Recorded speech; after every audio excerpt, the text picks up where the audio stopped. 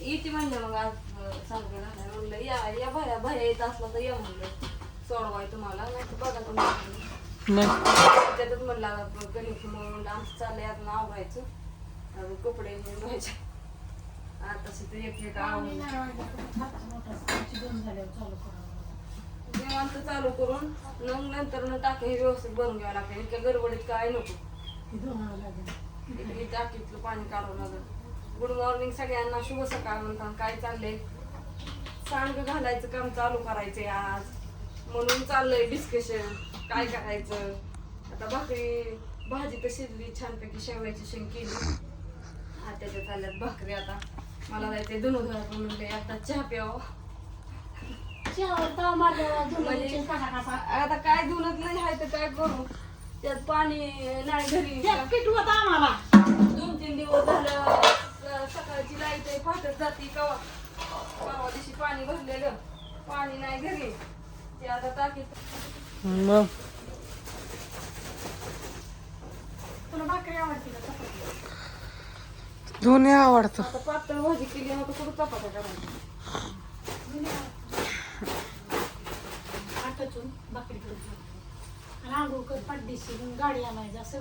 आज शोरूम बंद आहे. कशामुळं? ते काहीतरी आहे. दुपारून होईल की चालू काय ग ते काय मला माहित नाही काय काय माहिती पप्पाला माहिती हो का.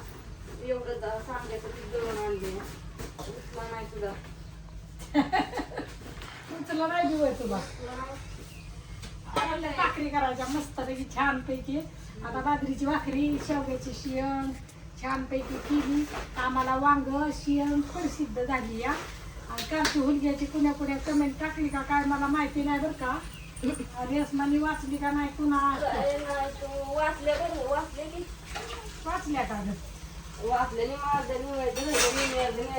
वाचल्या होत्या.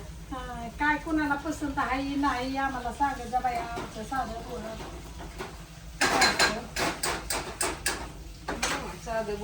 हा सांगत सगळं गोळ बाळायचं मांडून आपलं. हा छान पैकी तुम्हाला सांगितलं. अजून कुणाला सांगितलं पाहिजे असलं कुरवड्या पाहिजे असलं तर आता कुरड्याचं बी भिजलेलं काढायचं दुसरं पिसा घालायचं. आम्हाला एक तर चवड व्हाय नाही पण आता लावायच्या बायाने घ्यायचं पटापटा करून तुम्हाला दाखवतो व्हिडिओ. करायचं रोज एक ॲटम करायचा किंवा आजचा उद्या वाळतोय उद्याचा परवा. आता मग कडक ऊन पडले आता काय वाळायचं टेन्शन नाही. आता उन्हाळा कडक लागला आता 4 महिने ऊनच ऊन नुसतं ऊन. मस्तपैकी तुम्हाला सांडगं पापड ज्वारीच्या भातवड्या ज्वारीच्या. आता ज्वारी भिजायला घालावं लागते त्याला 3 दिवस भिजवावं लागते. परत गव्हाला बी 3 दिवस भिजवावं लागतं. लय भिजावले आंबाट लागते दूध कुरड्या. तांदळाला बी 3 दिवस भिजवावं लागतं. 3 रुचीवर धुवावं लागतं स्वच्छ. चहा केलाय का कॉफी? चहा या मला कॉफी सारखाच वास आला. हो आला पण नाही केला. कॉफी नाही लक्षात आली ती चहा पटके घेतली कॉफी संपत आली.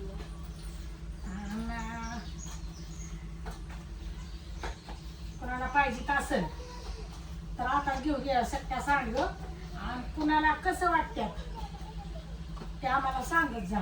चुकलं चुकलं काही कमी जास्त कुणाला कसं पाहिजे कुणाला कसं पाहिजे. ती चटणी जास्त पाहिजेत का मीठ जास्त पाहिजेत का कमी पाहिजेत का मला सांगत जा. कसं कसं तुम्हाला करून देता येते. कसं होतं कुणाला खराट आवडतात कुणाला आळणी आवडतात कुणाला तिखट आवडतात कुणाला बिगड तिखट आवडतात. मग तसं करायला सांगत जा. कुणाला सगळं मापात असलं तर सांगत जा की बाबा मापात आहे सगळं. हा असं कसं आपलं घरच्यासारखंच तुम्हाला काय आम्ही जसं आम्हाला करतो तसंच तुम्हाला करून देतो छानपैकी. त्यात काय बदल होणार नाही. मस्तपैकी चटणी कुठून आणली गावरान मिरच्या. गावरान मिरच्याची चटणी असली तर छान लागतं नाहीतर मग ती चांगलं लागत नाही. असा त्याचा नियम आहे. सगळं गावरान वापरतो आम्ही कारण ती मिरची बी ती बारीक गौरण असते का ना ती लसणाला वापरतो. आणि जिरी बी बारीक ही असते. लसूण बी गावरानाच वापरतो. म्हणजे असं मस्तपैकी सगळं छानपैकी करून देतो तुम्हाला आमचं पद्धतीने आमच्या. आणि हळकुंड तर तुम्हाला सांगते घरी मनीषाच्या ह्याच्यावर हळकुंड दळलेली हळद असते. ती काय तसली जुनी पाणी हळद नाही, एकदम स्वच्छ हळद. आणि ती हळकुंड तर मनीषाची तुम्ही बघता एकदम भारीतली, त्याला काय तसली. आणि ती जुनी जी हळकुंड असते ती त्यातनं बारीक बारीक किड ही लय दिसाची असल्यावर निघते ती. त्याच्यामुळे ही हळकुंड एकदम ताजी सुपर झालेली. तिचा कुठनं माल येतो केरळवरनं मनीषाचा, सुपर माल ताजा ताजा. आणि मग ती मी हळकुंड आपल्या अक्काचा मसाला तर कसला आहे, नुसता जीवाच्या पड्याला मसाला करते ती. आपल्या जीवाचं रान करते पण मसाला एकच नंबर करते. तिचा मसाल्याचा नादच करायचा नाही कोणी. हां एकदम भारी मसाला असतो. आणि तिचं कसलं निर्मळ, तिला मी माझ्याकडे निर्मळ लागतं. म्हणजे आपल्या अक्काचा मसाला आणि आमची सांडगं, आकाचं सांडगं बी एकदम भारी असते. मनीषा अक्का बरं का, तुम्ही म्हणता तुम्ही बी अक्काच म्हणताय. आता तुम्ही अक्का म्हणता म्हणून मी बी तशीच म्हणते.